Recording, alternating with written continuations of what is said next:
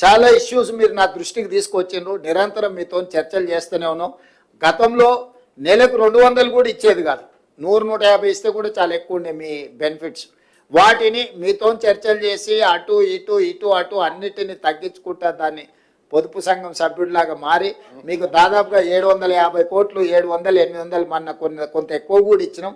ఏ మాత్రం నాకు వెసులుబాటు దొరికినా మీ రిటైర్మెంట్ బెనిఫిట్స్ మీ హక్కు, ఇది ఎవరి దయాదాక్షిణ్యం కాదు. నాకు తెలుసు మీ బెనిఫిట్స్ అనేటివి మీరు కష్టపడి జమ చేసుకున్నాయి, ప్రభుత్వం మీద విశ్వాసం నమ్మకం ఉండి మీరు జమ చేసుకున్నాయి. కాపలాదారుగా ఉండాల్సిన వాడు అవి లేవు అని అనడం సమంజసం కాదు. కాకపోతే నాకు 11-12 వేలు పేరుకపోవడం, ఇప్పుడు ఎవ్రీ మంత్ మీ రిటైర్మెంట్ బెనిఫిట్స్ దాదాపుగా 600-700 కోట్లు 1000 కోట్ల రూపాయలు ప్రతి నెల మీరు రిటైర్మెంట్ ఏజ్ పెంచడం వల్ల 58 నుంచి 61 పెంచడం వల్ల ఈరోజు ప్రతి నెల దాదాపుగా నాకు తెలిసి 1000 మంది రిటైర్ అవుతున్నారు.